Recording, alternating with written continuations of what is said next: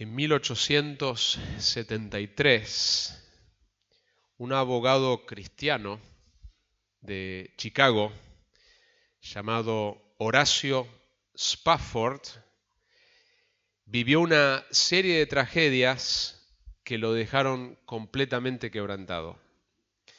Primero perdió gran parte de sus bienes en un famoso incendio que ocurrió en el año 1871 en Chicago. Poco después su pequeño hijo murió de una enfermedad repentina. Buscando descanso para su esposa y sus 4 hijas, decidió enviarlas a Europa mientras él terminaba algunos asuntos pendientes. Días después recibió un telegrama de su esposa con solo 2 palabras. En inglés decía saved alone, salvada sola. El barco en el que viajaban había naufragado en el Atlántico y sus 4 hijas se habían ahogado. Hace poco estuve con un taller de predicación de Simon Trust y esta historia que les conté va a tener su continuación al final del sermón. Y estuvimos enseñando sobre cómo predicar el libro de Job. Y él contó la historia, este pastor cubano, contó la historia de un amigo de él que falleció, un pastor amigo que falleció con 41 años de leucemia. Y en el funeral que él estuvo ahí, mucha tristeza de los hermanos, se le acercó una mujer mayor de la iglesia y le preguntó algo, le dijo, ¿por qué Dios permite estas tragedias? ¿Por qué permite semejantes cosas? ¿Y por qué si él, siendo pastor, siendo fiel al Señor, por qué le pasó a él? Y lo que esta mujer decía, si a él como pastor que está siendo fiel al Señor le toca eso, ¿qué nos toca el resto? Esa era la pregunta que la mujer le había hecho a este pastor cubano. Y la pregunta que queremos hacernos a medida que entramos en este pasaje es ¿por qué Dios permite semejantes tragedias? O quizás en tu propia vida, la pregunta natural, la pregunta instintiva cuando pasamos dificultad, especialmente cuando nosotros estamos buscando ser fiel al Señor, estamos buscando obedecer al Señor y nos pasan cosas injustas, difíciles, dolorosas. Hacemos la pregunta, ¿por qué? Un poco para ubicarnos en el contexto del capítulo 19, leímos el capítulo 1, tenemos información que Job y los personajes del libro no tienen. Nosotros como los lectores tenemos más información que ellos. Recién al final del libro, Job entiende algunas cosas, aunque no todas. Es más, ninguna de las preguntas que Job tiene, Dios se las responde. Y Job, por lo que podemos ver, por lo menos en el libro, nunca se entera lo que nosotros supimos. A medida que vamos avanzando en el libro de Job, que hay una conversación entre Satanás y Dios sobre Job. Y Job nunca sabe que hubo esa conversación. Él nunca sabe por qué le pasó lo que le pasó. Entonces tenemos el capítulo 1 donde describe eso. El capítulo 2 describe más. Hay una narración todavía. El libro de Job es principalmente un libro poético, pero hay unas porciones que son narrativas, que cuentan la historia. Y cuando llegamos al capítulo 3, Job maldice el día de su nacimiento. Y él dice, ojalá nunca hubiera nacido. Y en ese capítulo describe cosas como anhelando la muerte. Él dice que hay personas que sufren tanto que anhelan la tumba y no la pueden encontrar. Entonces leemos un capítulo como el capítulo 3 de Job y hay muchas personas que pueden identificarse con eso. El sufrimiento es tan fuerte, tan doloroso, que él quisiera morir o quisiera nunca haber nacido. Lo que vemos en el principio de Job, que se le acercan 3 de sus amigos y en los primeros 7 días ellos no dicen una sola palabra. Y ellos ven que Job está sufriendo profundamente. Y el texto dice que ellos están ahí para consolarlo. Ellos arrancan bien. Es más, lo que vemos en Job es que Job arranca bien y los amigos arrancan bien. Job no culpa a Dios, adora. Eso es algo increíble. Que en medio de semejante dolor, que él no tenía la explicación repentina de tantas cosas que sucedieron, dice que Job se postra y adora y bendice el nombre del Señor. Que fue lo opuesto a lo que dijo Satanás. Satanás dijo, te va a maldecir. Y él lo que hace es bendice el nombre de Dios. Pero a medida que avanza el libro, lo que vamos a ver después del capítulo 3 es que los amigos le van a dar respuestas a Job. Y lo van a acusar y le van a decir, Job, vos hiciste algo. No puede ser que vos estés sufriendo porque no hiciste nada. Vos estás sufriendo porque algo mal hiciste. Los justos no sufren. Y todos los argumentos de los amigos a través del libro esencialmente es eso. A las personas que hacen las cosas bien no les pasan estas cosas, por lo tanto vos hiciste algo. Y Job a través de esas conversaciones, agregado al sufrimiento que él ya tiene el sufrimiento de la acusación falsa de sus amigos. Pero a través de todo esto él empieza a correctamente justificar que él no ha hecho nada, pero en ese proceso él empieza a decir, ojalá yo pudiera ir a una corte con Dios. Ojalá yo pudiera tener un árbitro que me defienda delante de Dios. Y lo que vamos a ver a medida que el texto avanza, llegamos hacia el final del libro y el narrador nos dice que Job se justifica ante sus propios ojos.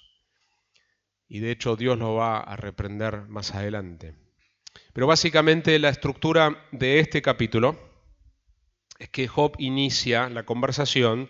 Esta es la sexta vez que Job habla con ellos y hay básicamente 5 partes y vamos a ver 5 puntos en el capítulo 19. Primero, Job se va a dirigir a sus amigos, después él va a expresar su dolor, 3, él va a volver a dirigirse a sus amigos, va a expresar su confianza en el Señor y nuevamente termina dirigiéndose a sus amigos. Hay 3 momentos donde él se dirige a sus amigos, Elifaz, Bildad y Zofar, y cada uno de esos momentos hay una pausa, en una él expresa su dolor y en otro él expresa su confianza en el Señor. Vamos a postrar nuestro rostro una vez más y pedir que Dios sea quien nos hable. Padre, gracias por tu palabra. Oramos que nos hables hoy, Señor. Queremos escuchar tu voz. Que el Espíritu de Dios haga su obra por medio de la predicación de tu palabra, Señor. Ese es nuestro ruego.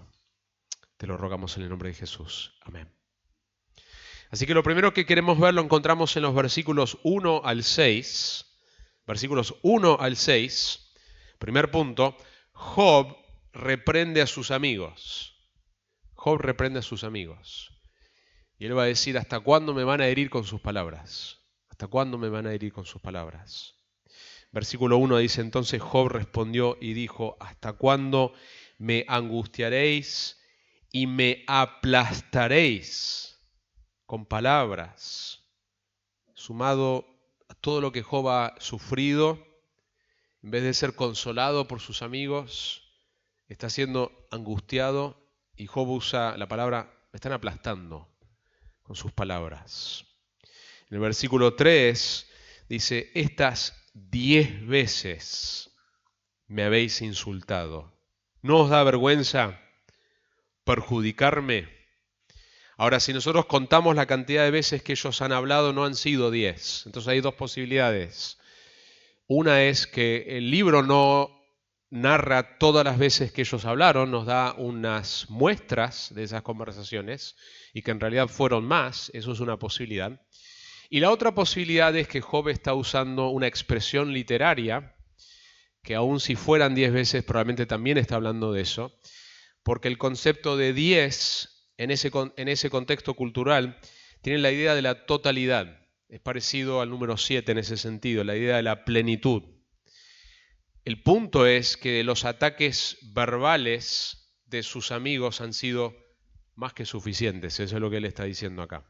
Fueran literalmente 10 veces o fueran menos, el punto es, ha sido total los ataques. Versículo 4 él va a decir, aunque en verdad yo haya errado, mi error queda conmigo. La idea es, ¿En qué les afecta? Aun si fuera verdad lo que ustedes están diciendo, que esto me pasó por algo que yo hice mal, no les estoy haciendo ningún daño a ustedes, yo no he pecado contra ustedes. ¿En qué les está afectando? Y va a decir más adelante que Dios, versículo 6, es quien le ha envuelto en una red. Dios lo ha atrapado, es la imagen que él quiere dar en una red.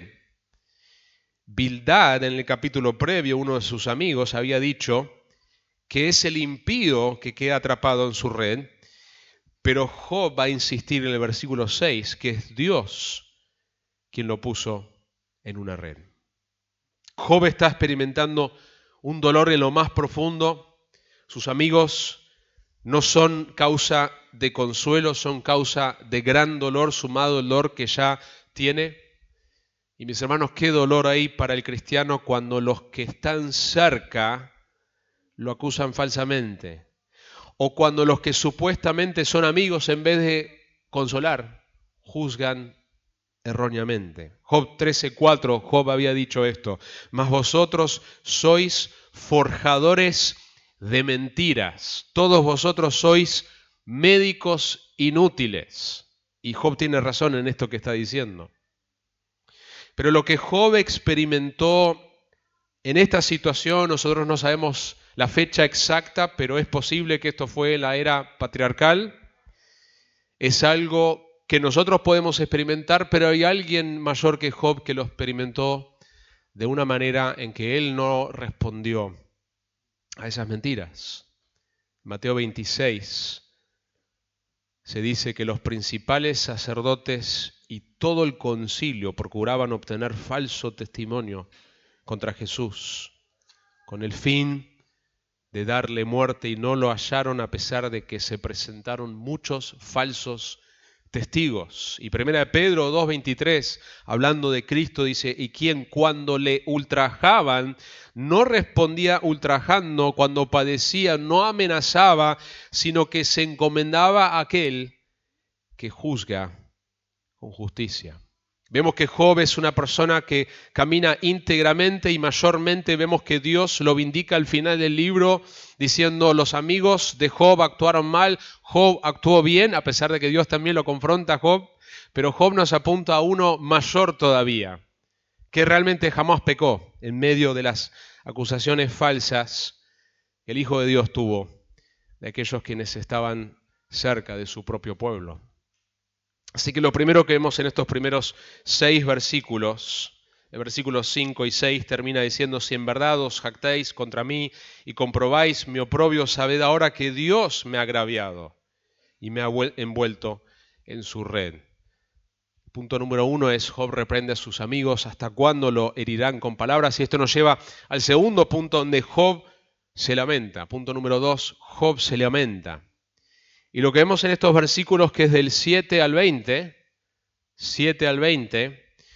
es que Job está abandonado por todos y siente que Dios mismo lo persigue. Job se lamenta, abandonado por todos, siente que Dios mismo lo persigue. Y eso lo vemos en el versículo 7 al 20. Y este segundo punto, esta segunda sección, donde hay una pausa entre la interacción con sus amigos a una descripción de su dolor, tiene 2 subpartes. Versículos 7 al 12, ahora cuando lo veamos, en realidad es Job interpretando sus circunstancias. Y el 13 al 20 es lo que realmente le pasó. Mis hermanos, porque todos nosotros, cuando vivimos una dificultad, cuando enfrentamos una circunstancia, nosotros somos intérpretes. Continuamente estamos interpretando el porqué de las cosas y qué es lo que está sucediendo. El ser humano es un intérprete, continuamente. Es más, nosotros no podemos interpretar correctamente nuestras circunstancias sin la palabra de Dios. Es la palabra de Dios que nos da los anteojos correctos para entender lo que Dios quiere que nosotros entendamos, aunque no sea todo de nuestras circunstancias. Pero en el 7 al 12, esto es lo que Job percibe, esto es lo que él entiende, no es lo que está sucediendo realmente, pero es lo que él interpreta. Versículo 7 dice: he aquí, yo grito violencia, pero no obtengo respuesta, clamo pidiendo ayuda, pero no hay justicia. Y la imagen es de una persona que es robada injustamente en la calle, quizás algunos han experimentado esto, y clama por ayuda y nadie lo escucha. No es que Job le pasó eso, sino que él está describiendo su dolor. Similar a una persona que es robado injustamente en la calle, llama a las personas porque hay violencia y no hay nadie que lo escucha. En el versículo 8 no solamente experimenta esta persona este sentido de injusticia con este robo, sino que hay alguien que le pone una traba en su camino, le pone tinieblas en sus sendas. Versículo 8, Él, hablando de Dios, ha amurallado mi camino y no puedo pasar, y ha puesto tinieblas en mis sendas. Cuando leía estos dos versículos me recordaba una experiencia que nosotros tuvimos como familia. Alaina era bien chiquita, viajamos al interior. Ya nos habían robado una vez en... ¿Qué provincia era? No recuerdo cuál era el primer lugar, pero en la segunda ocasión nos habían robado por segunda vez en este mismo viaje. Supuestamente ya no quedaba nada más para robar y nos robaron más cosas del auto y era en Salta. Corrientes era el primer lugar. Saliendo ahí ya, habiendo experimentado un robo, nosotros nos íbamos a quedar más noches en este lugar. Era una combinación, el viaje de hacer misiones, visitar familia y algo de vacaciones. Decidimos no quedarnos y nos fuimos. Segundo robo, dijimos, vámonos de acá. Manejamos, los caminos estaban bien oscuros. En aquel entonces no estaba el celular como hoy, que uno tiene el GPS en el celular. Pero sí algunas personas, nosotros teníamos un GPS de los antiguos. Y entonces pusimos para quedarnos en un hotel ya saliendo unas horas de la ciudad de Salta. Y recuerdo que el camino estaba totalmente oscuro, no se veía nada. Y el camino nos llevó a un pueblito, pero cuando avanzamos por el camino, como el GPS en ese tiempo no tenía muchos datos de lo que realmente estaba en el camino, llegamos y había un río enfrente nuestro. El camino literalmente terminaba enfrente de un río. Estaba obstruido. Lo que Job está describiendo es esto: robo, oscuridad y un camino que está obstruido. Eso es como él está interpretando sus circunstancias y que Dios es el que está provocando todo esto. Versículo 9, el texto continúa y dice, me ha despojado, Dios es el que me ha despojado de mi honor y quitado la corona de mi cabeza. Y esto es en una cultura de vergüenza y honor. Las culturas orientales valoraban mucho el tema del honor y despreciaba mucho el tema de la vergüenza. Y él dice que Dios me ha sacado todo tipo de honor. Estoy sin honor porque Dios me ha quitado todo tipo de honor. Versículo 10 dice, me destruye por todos lados y perezco, y como a un árbol ha arrancado mi esperanza. Él usa la imagen de un árbol que se lo saca de raíces y ya ese árbol no tiene esperanza de vivir. Y lo que Job se imagina es que Dios está muy enojado con él. Y por eso le está pasando lo que le está pasando. El versículo 11 dice, también ha encendido su ira contra mí y me ha considerado su enemigo. Yo soy un enemigo de Dios, por eso me está pasando lo que me está pasando. Dios me odia. Esa es la imagen que él está describiendo. Y el texto en el versículo 12 dice no solamente esto, sino que se concentran a sus ejércitos. Él se imagina como una persona en una ciudad que está invadida por un montón de ejércitos y los ejércitos están enviadas nada más y nada menos por Dios mismo. Preparan su camino de asalto contra mí y alrededor de mi tienda acampan. Mis hermanos, hay un momento que es necesario que el creyente que sufre injustamente o desde su óptica injustamente pueda expresar su dolor. Y eso es lo que vemos en los salmos de lamento. Y aún en Job hubo momentos que él expresó las maneras de una manera que Dios no lo reprende. Hay otras cosas que Dios sí le reprende. Pero el punto es que Job está interpretando sus circunstancias de una manera incorrecta finalmente. Él está considerando que Dios está en contra de él, por eso está sufriendo de esta manera. Una de las cosas que más necesitamos en momentos de sufrimiento es tener una buena teología propia. No simplemente que la conocemos, sino la creemos realmente. Lo que vos realmente, digo tú porque estoy en una iglesia con muchos mexicanos, lo que vos realmente crees acerca de Dios se va a demostrar en el momento de sufrimiento. ¿Qué es lo que vos realmente pensás acerca de Dios, de su carácter? ¿Cuál es el carácter de Dios? Y Job en este momento está confundido en cuanto al carácter de Dios. Está interpretando mal el carácter de Dios. Está asumiendo que estas circunstancias que las va a describir el versículo 13 al 20 significan lo que él describió en el 7 al 12. Que Dios es así. Dios me odia. Dios está persiguiéndome. Dios está en contra mío. Eso es lo que él siente. Pero nosotros necesitamos en esos momentos de sumo dolor recordar quién es realmente Dios, cuál es su carácter realmente. Es lo único que nos va a sostener en esos momentos de gran dificultad. Versículo 13 al 20 describe lo que realmente está sucediendo. Esto es lo que realmente está sucediendo. El 7 al 12 es la interpretación, el 13 al 20 es lo que realmente sucede. Él, Dios, ha alejado de mí a mis hermanos, y mis conocidos están apartados completamente de mí. Versículo 14, mis parientes me fallaron y mis íntimos amigos me han olvidado. Familiares y conocidos están apartados completamente de él. Sus parientes le fallaron, sus amigos íntimos se han olvidado de él. Mis hermanos, una de las grandes bendiciones que nosotros tenemos de ser parte de una iglesia local es que no somos llamados a sufrir solos. Nosotros no tenemos que experimentar lo que Job describe acá. Nosotros podemos sufrir junto con otros. La Biblia nos dice, llorar con los que lloran. Nosotros no tenemos y no estamos solos. No tenemos que estar solos y no estamos solos en nuestro sufrimiento. Tenemos el enorme privilegio de poder compartir eso con otros en el cuerpo de Cristo. Dios ha diseñado a su cuerpo para que sea algo que nos ayude en esos momentos de gran dificultad. El versículo 15 al versículo 16 dice, los moradores de mi casa y mis criadas me tienen por extraño, extranjero soy a sus ojos. Llamo a mi siervo y no responde. En criollo diríamos, no me dan bolilla. Yo lo llamo y no me dan bolilla. Con mi propia boca tengo que rogarle. Versículo 17. Esto aparentemente tenía que ver con su enfermedad. Mi aliento es odioso a mi mujer. Y soy repugnante a mis propios hermanos. Hasta los niños me desprecian.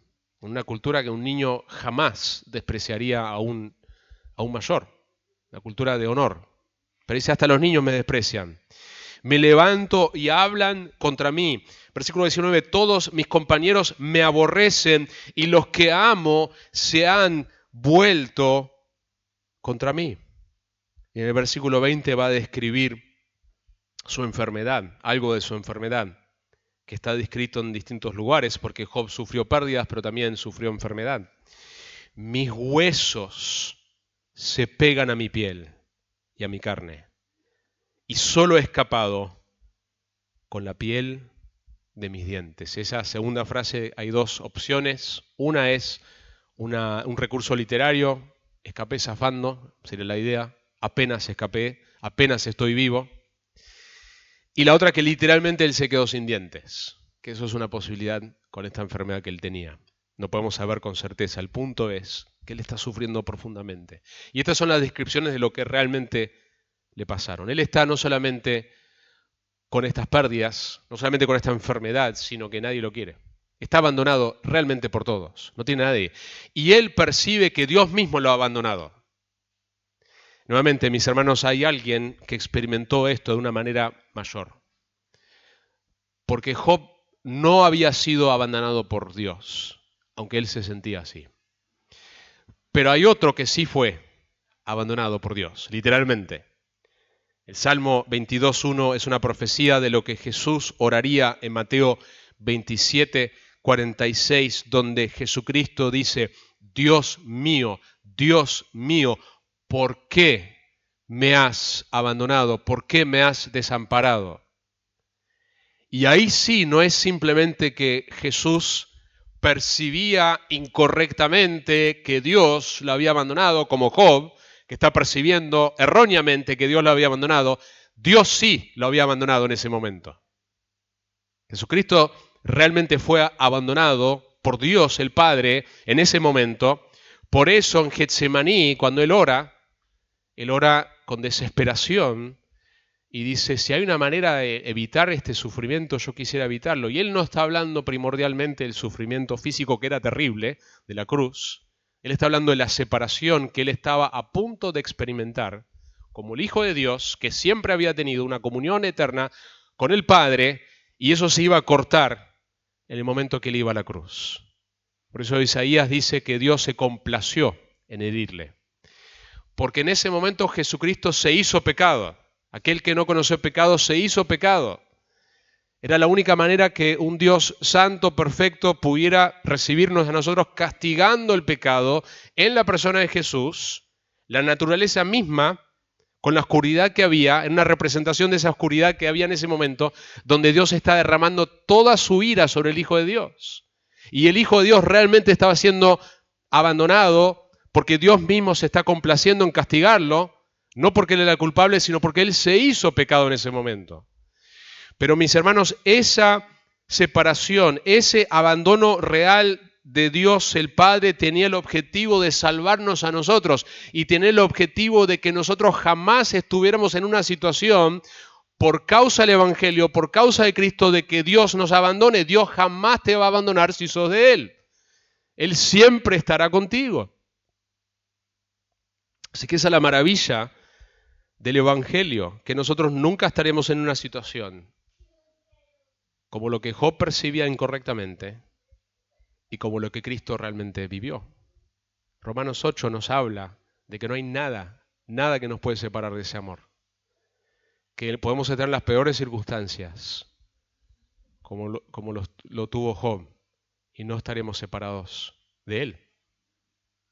Eso nos lleva a la tercera cosa, que él vuelve a dirigirse a sus amigos, versículo 21 a 22, donde Job suplica compasión, ten piedad de mí, suplica compasión. Miren el versículo 21. Tened piedad de mí, vosotros mis amigos, porque la mano de Dios me ha herido. ¿Por qué me perseguís como Dios lo hace? Y no os saciáis ya de mi carne. Los amigos tendrían que haber tenido piedad. Y nosotros, hermanos, debemos tener piedad de aquellos que están en medio nuestro, sufriendo por distintas causas. Somos llamados a tener piedad y a consolar. En la hora en que más Job necesitaba a sus amigos, le fallaron. Y nuevamente Cristo vivió lo mismo. Cristo, en el momento en que más necesitaba de sus amigos, Él dice a sus discípulos, ustedes son mis amigos, le fallaron. ¿Recuerdan en Getsemaní?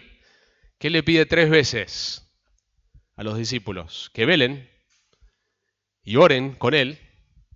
Y 3 veces, ¿qué pasa? Se quedan dormidos. En el momento que más los necesitaba. Y no solamente eso, sino en el momento que Él va a la cruz, quedan dispersados. Job está en este pasaje haciendo un ruego profundo que ellos tengan piedad de Él. Lo otro que podemos notar en este pasaje es que Él dice que la mano de Dios lo ha herido. Y cuando leemos las palabras de Job tenemos que preguntarnos qué cosas son ciertas. Mucho del libro de Job no es cierto, no porque la palabra de Dios no es cierta, sino que está registrando correctamente y ciertamente lo que las personas dijeron, pero las personas del libro de Job dicen falsedades, porque Dios al final del libro dice lo que ellos dijeron no era correcto. Entonces Job es muy particular en ese sentido, vamos avanzando el libro, ok, ¿quién está diciendo esto? Y no todo lo que Job dice es cierto, porque va a interpretar equivocadamente las cosas, y sus amigos van a decir cosas que Dios va a decir, eso fue equivocado al final del libro.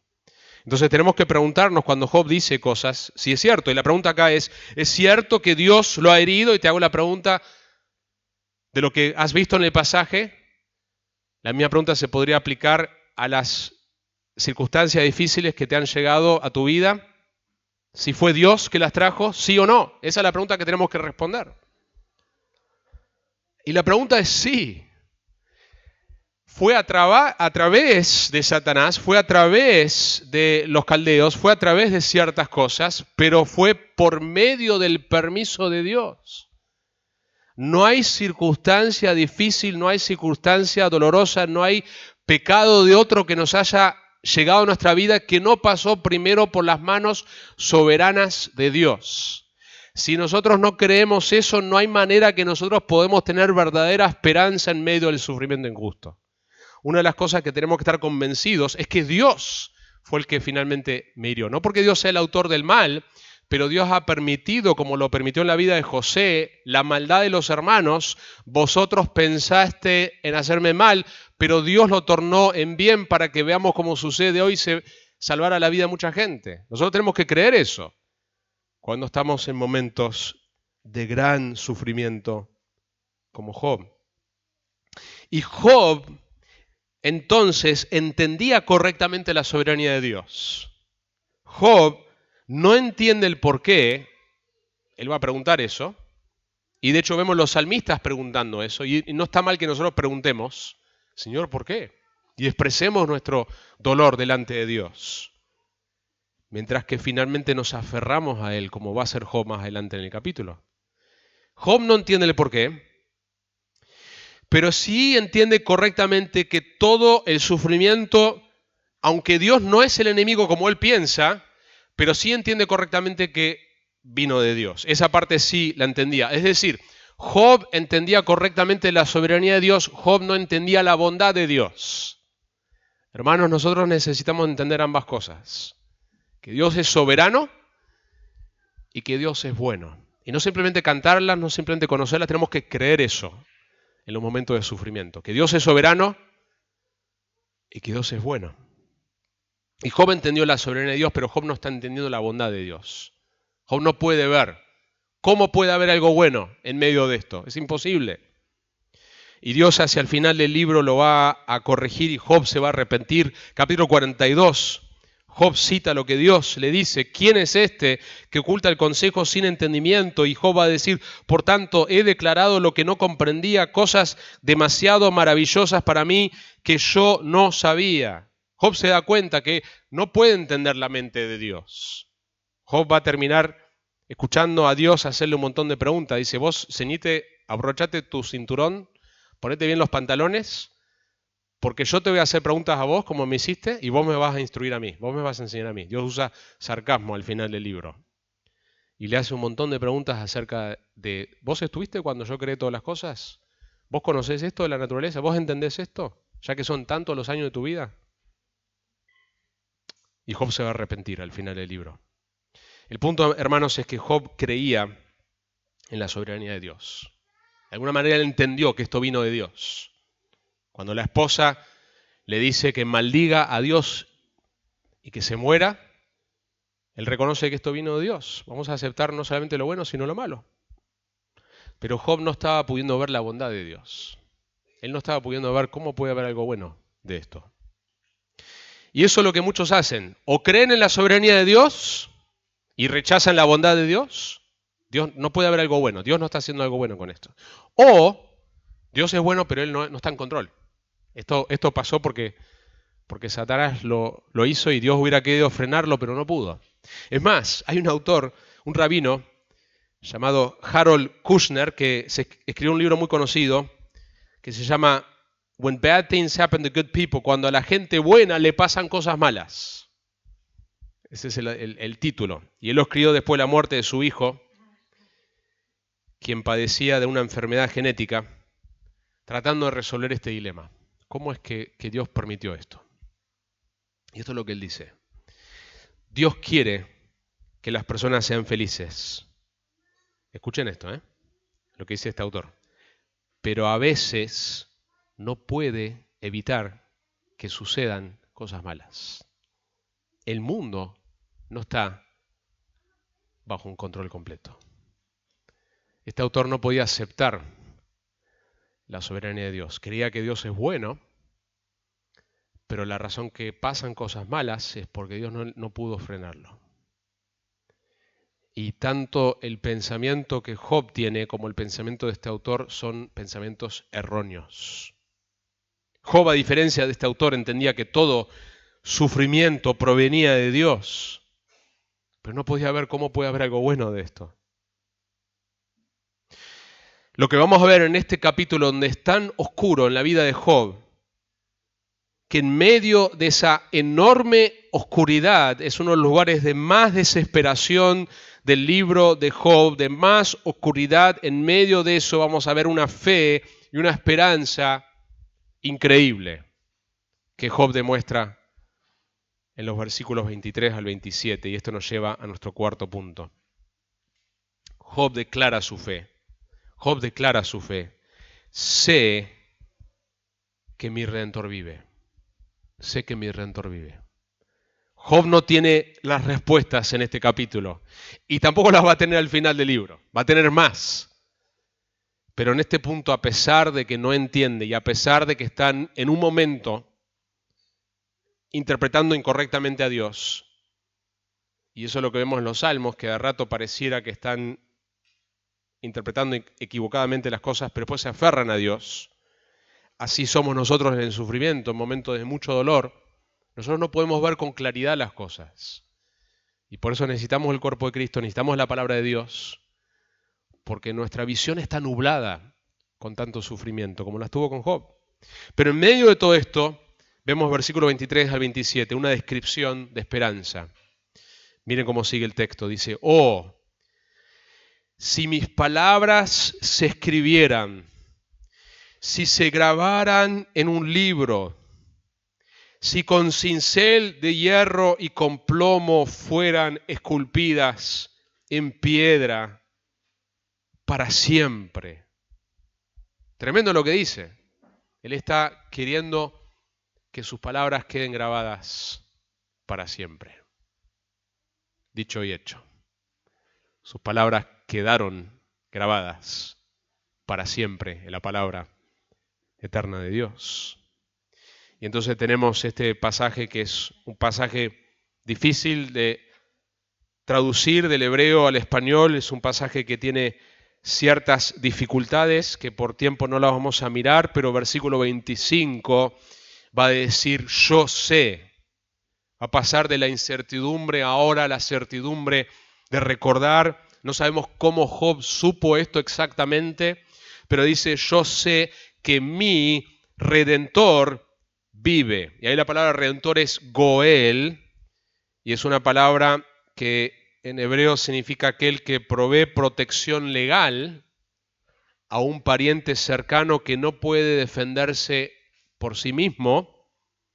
En el Antiguo Testamento el Goel era el pariente redentor encargado de rescatar, liberar o vengar a una familia en necesidad. Por ejemplo, redimir una propiedad, rescatar a un pariente de la esclavitud o defender el honor de una familia. Y vemos esto en Levítico, en Números, pero particularmente en el libro de Ruth. Habla de este concepto del redentor de Ruth, que es vos, que la redime. Esa es la palabra, es la idea.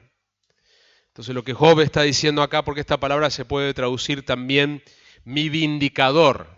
Lo que Job quiere es que se vindique su nombre, que fue atacado injustamente. ¿Has estado en esa situación donde quisieras que se vindique tu nombre?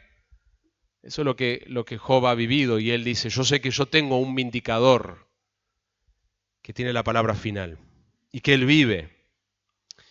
Y al final se levantará sobre el polvo, versículo 26, y después de deshecha mi piel, tremendo lo que dice acá, aún en mi carne veré a Dios, al cual yo mismo contemplaré y a quien mis ojos verán y no los de otro, desfallece mi corazón dentro de mí. Y va a pasar a decir algo al final a los amigos. Pero es tremendo lo que él dice. Él afirma varias cosas acá. Afirma que él tiene un redentor. Nosotros no sabemos con certeza qué es lo que él tiene en su mente. Él no tenía la imagen de Jesucristo, la segunda persona de la Trinidad encarnada, que murió y fue sepultado y resucitado, no tenía ese conocimiento. Pero él tenía a través del libro el deseo de que alguien pudiera vindicarlo. Y es posible que él tenía algún concepto de que había otro que lo iba a vindicar, que de alguna manera está conectado con Dios o que es Dios mismo, que es su redentor. Pero de alguna manera él está afirmando una verdad que nosotros afirmamos, que él tenía un redentor, un vindicador, otra palabra que se puede traducir, un campeón, alguien que lo iba a defender, y que él vería a Dios. Son las dos cosas que él está diciendo. Yo tengo un redentor que vive y yo voy a ver a Dios un día.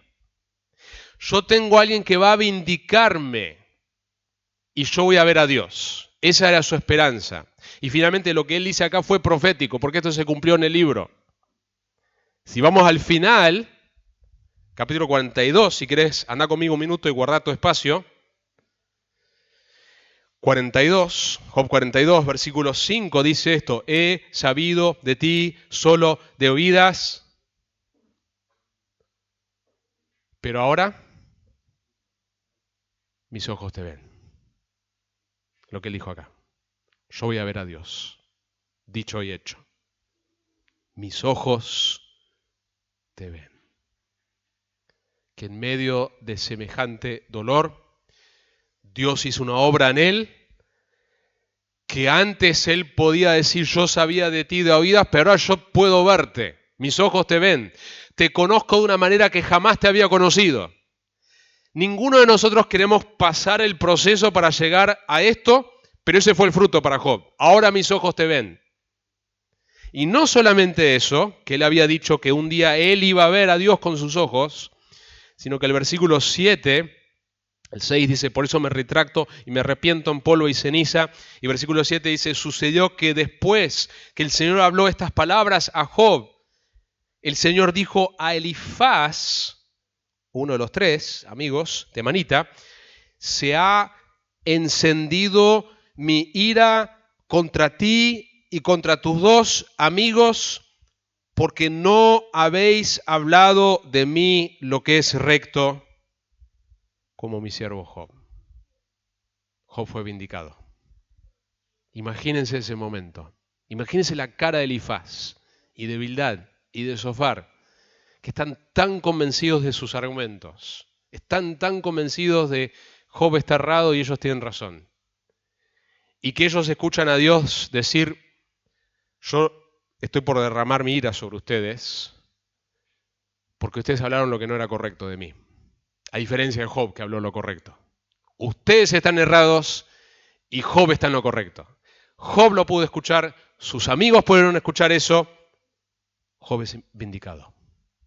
Job ve a Dios y Job es vindicado, lo que le había dicho. Y esto nos lleva a la idea central del sermón, que lo dejé para este punto del sermón, que es la siguiente para nosotros hoy, que es lo que nosotros debemos hacer a la luz de este pasaje, en medio de nuestro sufrimiento. Esto es lo que nosotros debemos hacer.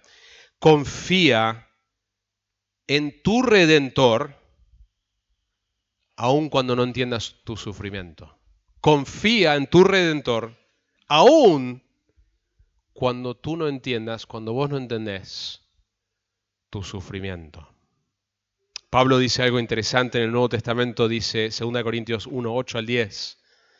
Porque no queremos que ignoréis, hermanos, acerca de nuestra aflicción sufrida en Asia, porque fuimos abrumados sobremanera más allá de nuestras fuerzas, de modo que hasta perdimos la esperanza de salir con vida. De hecho, dentro de nosotros mismos ya teníamos la sentencia de muerte, a fin de que no confiáramos en nosotros mismos, sino en Dios, que resucita a los muertos, el cual nos libró de tan gran peligro de muerte y nos librará, y en quien hemos puesto nuestra esperanza de que Él aún nos ha de librar. Mis hermanos, nosotros tenemos más conocimiento que Job.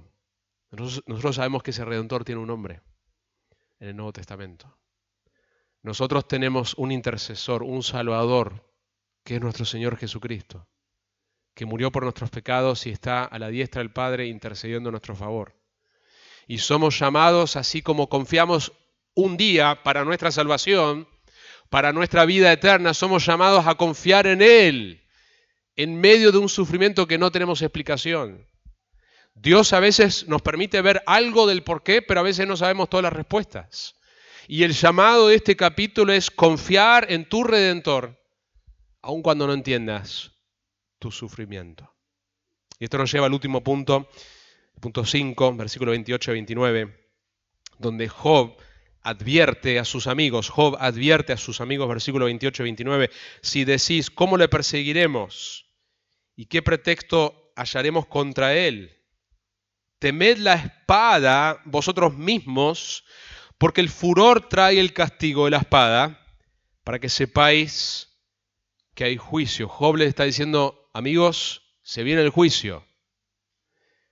Dicho y hecho, capítulo 42 de Job, si lo tenés ahí o lo tenés guardado, Job 42, versículo 8.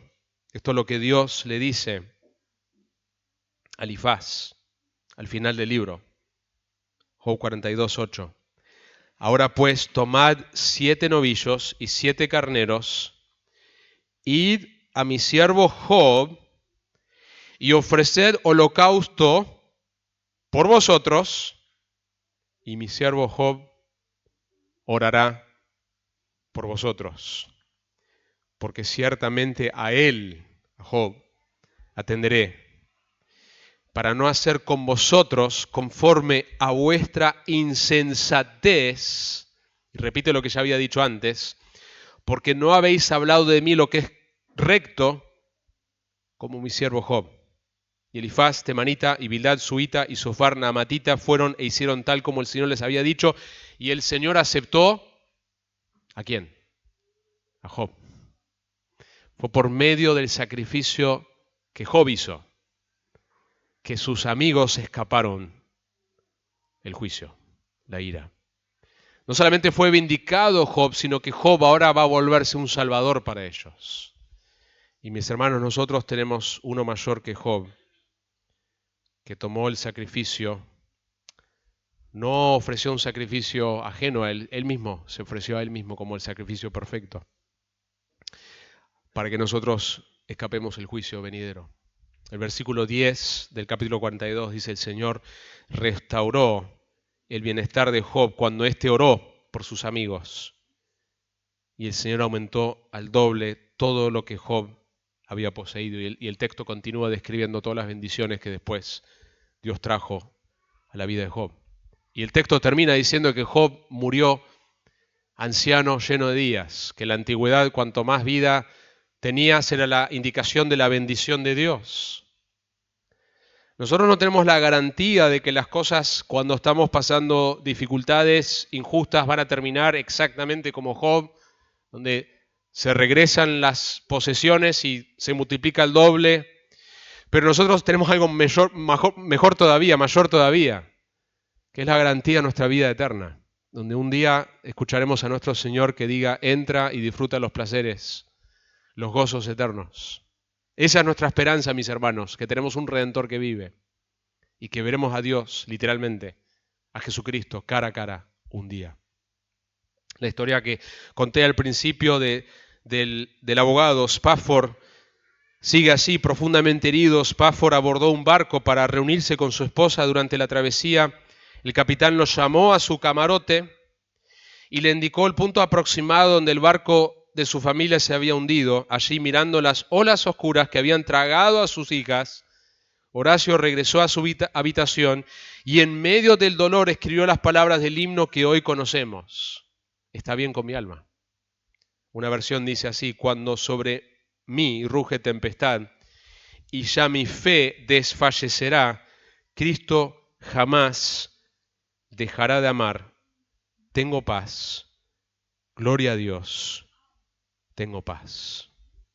Mis hermanos, somos llamados a confiar y tener paz por medio de la obra sobrenatural del Espíritu de Dios y por medio de las promesas que tenemos en su palabra. En medio de nuestro sufrimiento, aun cuando nosotros no lo entendemos, nosotros podemos ver a Dios, podemos experimentar paz, podemos experimentar gozo. Confía en tu Redentor, aun cuando no entiendas tu sufrimiento. Oramos.